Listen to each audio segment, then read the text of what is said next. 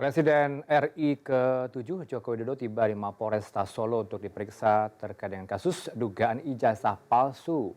Joko Widodo membawa ijazah aslinya saat memenuhi panggilan pemeriksaan oleh penyidik Polda Metro Jaya. Untuk membahasnya, pemeriksaan pada hari ini kita langsung bahas bersama narasumber sudah bergabung Bang Yakub Hasibuan, kuasa hukum Joko Widodo, dan Mas Aristo Pangaribuan, dosen hukum acara pidana UI. Selamat sore abang-abang.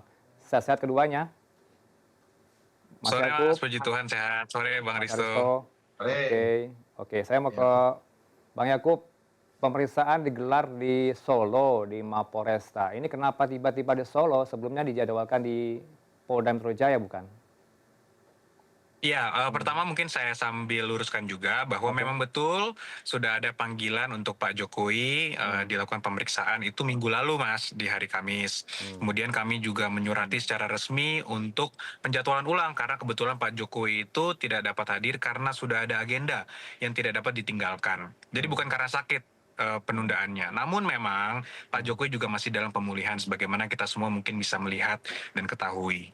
Nah, kemudian kami juga mengetahui kemarin di hari Senin itu bahwa ternyata para penyidik itu sudah berada di Solo karena ada 8 saksi yang sudah diperiksa hari Senin, sehingga ya kami mencoba untuk menanyakan dulu Pak Jokowi apakah bersedia untuk diperiksa, karena sekaligus kan kami juga ingin mengkonfirmasi penjadwalan ulangnya karena tidak jadi minggu lalu.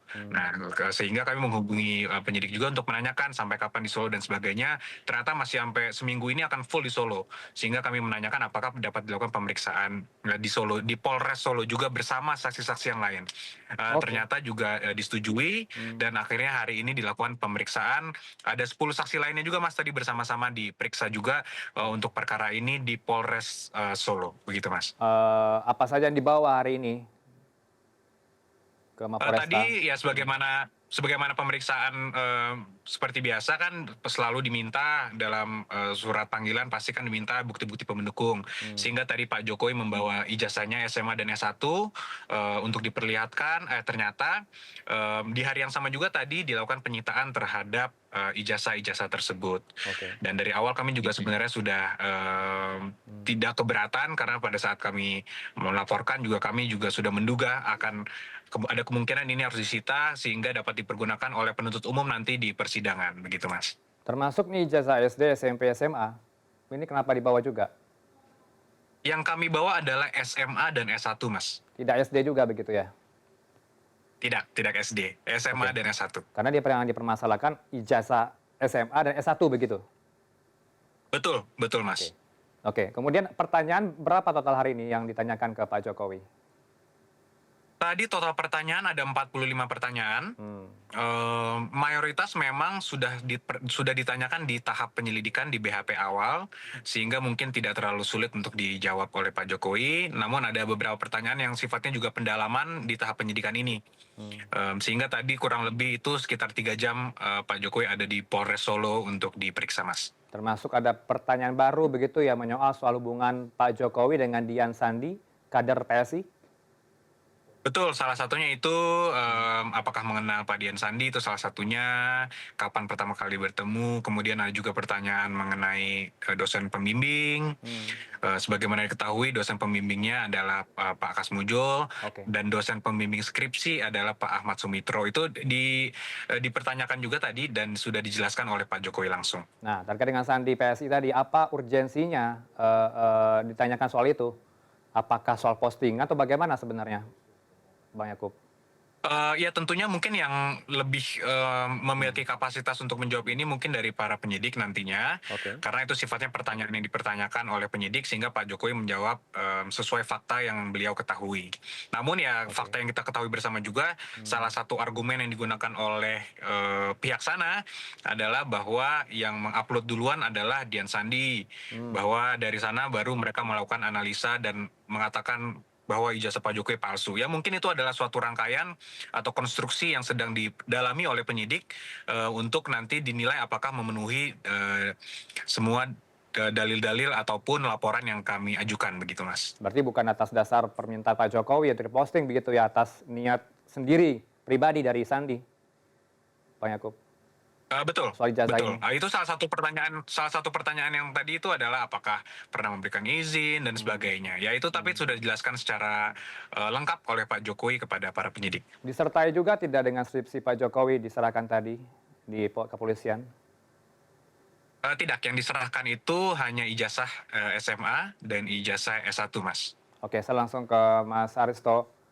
Ini kan yang Ya, menjadi gregetnya di publik adalah kenapa tidak langsung saja dibawa ijazah asli begitu ditunjukkan ke publik begitu ya. Ini bagaimana hari ini sudah dibawa alat bukti keaslian dari ijazah Pak Jokowi ini bagaimana kemudian berikutnya dari kacamata Anda? gini, jadi Hmm, pertama memang tidak ada kewajiban sebenarnya untuk mempertontonkan kepada publik. oke. Itu persoalan konsiderasi aja, strategi litigasi. Dan Hmm, strategi litigasi yang dipilih oleh Pak Jokowi melalui timnya Bang Yakub ini hmm, adalah strategi untuk melakukan instrumen penegakan hukum acara pidana. hmm. Dengan apa? Ya dengan melaporkan, kemudian sekarang bahkan laporan sudah masuk penyidikan, artinya kalau sudah masuk penyidikan ini, ya tinggal beberapa inci lah untuk menentukan tersangkanya. Saya selalu bilang, Oke. sebenarnya kalau sudah penyidikan ini, sebenarnya Hmm, penyidik itu dalam back of mind-nya, dia sudah tahu siapa tersangkanya. Cuman, persoalan hukum kita ini kan harus diulang secara prosedural administratif. ya. Apa misalnya? Ya itu tadi Bang Yakub menjelaskan, Hmm, saksi-saksi dipanggil, Pak Jokowi dipanggil, pertanyaannya itu kebanyakan diulang, ya pengembangan dikit-dikit lah. Nah, karena memang desain hukum acaranya mengharuskan itu untuk diulang. Tapi kalau oke. ditanya, apakah sebenarnya dalam kepala penyidik sudah ada tersangka? Hmm, Saya yakin sih sebenarnya sudah ada, tinggal momentum dan pengumuman aja itu.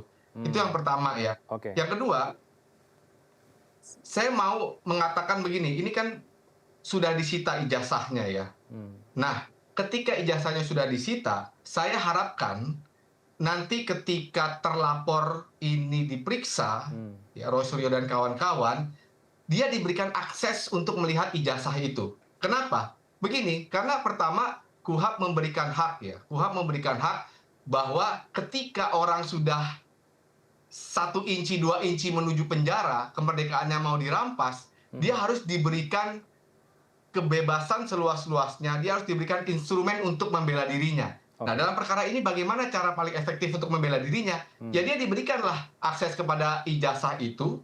Nah, kemudian dia diberikan akses untuk meneliti ijazah itu berdasarkan ahli yang dia tentukan sendiri. hmm, Dengan ini, legitimasi penyidikan polisi ini menjadi kuat. Ya. Dengan ini menjadi fair pertarungannya. Sederhananya saya pernah bilang begini, ya. kalau sekarang, kalau ditanya ibarat pertandingan sepak bola, ini Roy Suryo CS ini sudah kalah. Kemarin saya bilang 3-0, sekarang saya bilang udah 4-0. Hmm, Karena penyidikan. Nah, berikanlah dia kesempatan. Ya, karena kalau udah 4-0 ini, beberapa inci lagi kemerdekaannya dirampas, rumahnya bisa digeledah, barangnya bisa disita. Berikanlah dia kesempatan untuk menyamakan kedudukan, atau paling tidak untuk melawan, dalam tanda petik. oke. Melawan nasibnya. Bagaimana caranya? Ya berikan akses kepada alat bukti ijazah itu. Kalau Hmm, ternyata dia tidak bisa membuktikan juga, ternyata selama ini tuduhannya salah, ya dia harus menanggung resiko itu. Itu doesn't matter. Yang penting bahwa negara sudah memberikan fasilitas dia untuk melawan. Negara sudah memberikan fasilitas dia untuk mempertahankan argumentasinya, untuk mempertahankan oke. kemerdekaannya. Begitu, Kira-kira Mas Aldo. kira-kira akses nanti diberikan ke Roy Suryo CS dari pihak Jokowi dalam mediasi jurus damai tanpa melibatkan Barreskrim atau bagaimana Oh dalam enggak, struktur justru perkaranya? dalam penyidikan, Dalam dalam proses penyidikan? penyidikan. Oke. Kan begini, ini kan sekarang proses penyidikan ini kan dipanggil dulu saksi-saksi, Ah, pelapor tadi dipanggil, Bang Yakub udah bilang, kemudian teman-teman Pak Jokowi dipanggil.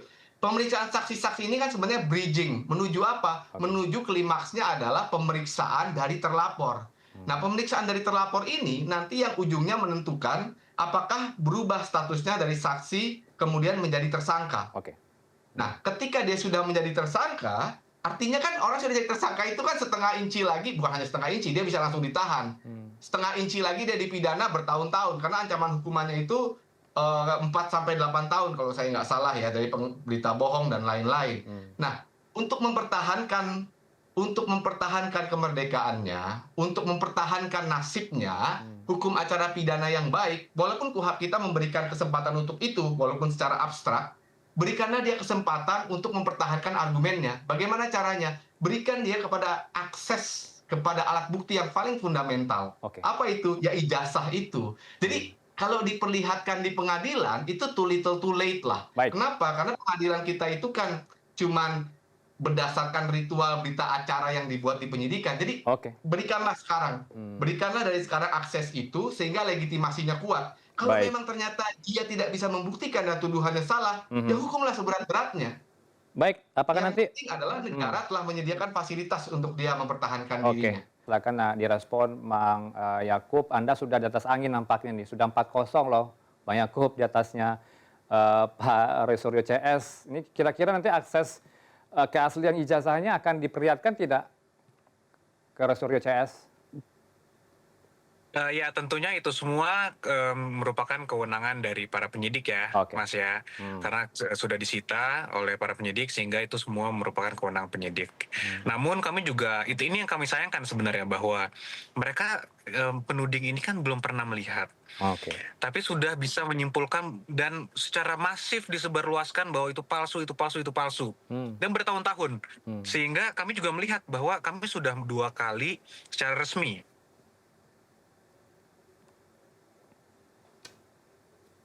Bang Yakub? lanjutkan lagi. Ternyata masih juga dilanjutkan, masih juga disebarkan berita-berita yang tidak benar itu. Fitnah itu terus disebarkan secara masif. Sehingga kami juga melihat berarti ini sudah ada niat buruknya, sudah ada mensreanya, sudah ada jelas sekali.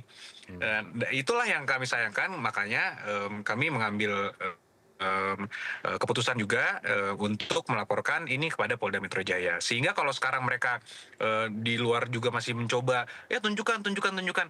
Ya itu kan sama sekali bertentangan sama yang mereka katakan, bagaimana mereka bisa mengatakan palsu tapi juga belum pernah melihat. Jadi mereka menuduh dulu baru mau meneliti. Kira-kira kan begitu jadi anggapannya, bisa kita konklusikan seperti itu. Jadi ya kita lihat saja karena ini sudah masuk penyidikan dan para penyidik sedang bekerja keras untuk melihat dan melakukan investigasi lebih lanjut. Baik. Mudah-mudahan semua fakta segera terungkap dan Pak Jokowi dapat mendapatkan keadilan. Anda sudah yakin ada tersangka dalam kasus dugaan fitnah ini kepada pihak Pak Jokowi? Ya ketika kami melaporkan ini kan tentunya karena kami memiliki anggapan bahwa setelah terjadi adanya tindak pidana, Mas. Ya. Sehingga karena ada dugaan tindak pidana ini dan juga dari penyelidikan sudah ditingkatkan ke penyidikan, sehingga kami juga berpendapat telah ada memang tindak pidananya. Sehingga ya tinggal dicari nih sekarang siapa. Sehingga nanti kami juga menyerahkan kepada para penyidik lah untuk menentukan berdasarkan alat-alat bukti yang ada. Dari saksinya, dari bukti suratnya, dan sebagainya. Begitu, Mas. Baik, saya ke Mas Aristo. Mas Aristo, apakah gaduh ijazah palsu ini sebenarnya bisa diselesaikan dengan jalur konfrontasi, tapi bukan konfrontasi. Idealnya bisa dilakukan dengan jurus damai di tangan Kejagung tanpa melibatkan Barreskrim Polri. Ini kita kutip pernyataan dari Prof. Jimli, mantan Ketua MK. Kacamata Anda seperti apa? Ya itu pilihan tadi saya bilang ya, itu pilihan. Ketika dihadapkan dengan tuduhan seperti ini kan pilihannya 2. Satu, menyelesaikan secara publik, artinya di luar jalur hukum, misalnya menunjukkan ijazah itu, ya. Atau yang kedua, strategi litigasi seperti yang dilakukan oleh Pak Jokowi sekarang melalui timnya Bang Yakub. Nah yang dipilih adalah pilihan yang kedua, ya itu nggak salah juga karena itu pasti punya konsiderasinya masing-masing dan ada plus minusnya juga masing-masing. Tetapi ketika sudah dipilih strategi yang kedua, ya artinya ini kan jalurnya seperti yang Mas bilang, ini kan jalurnya jalur konfrontatif ya. Kenapa jalur konfrontatif? Ya kita lihat TPUA yang di Barreskrim sama yang di Polda ini kan seolah-olah ini kan berlomba ya. Di mana waktu di Polda ini Pak Jokowi sebagai attackernya, sedangkan di Barreskrim Roy Suryo CS sebagai attackernya. Nah sekarang saya bilang ya ini sudah tertinggal jauh lah. Di Polda sudah penyidikan, yang di Barreskrim itu sudah dihentikan, gelar perkara khusus sudah dilakukan, dan itu menjadi legitimasi sebenarnya untuk menaikkan kepada tingkat penyidikan. Nah, artinya sekali lagi itu strategi litigasi, opsi yang dipilih oleh Pak Jokowi, dan kita lihat sekarang opsinya ini bergulir sampai sekarang, dan salah satu konsekuensinya yang menjadi isu nasional, ya mungkin Bang Yakub menghiasi di TV ini udah berbulan-bulan ya saya lihat. Jadi komunitas politik begitu ya? jadi Ya, komunitas salah satu politik. konsekuensinya karena ketika dia jadi berita nasional ini ditarik ke kiri, ditarik ke kanan, interpretasinya banyak. Ya ini salah satu konsekuensi pilihannya.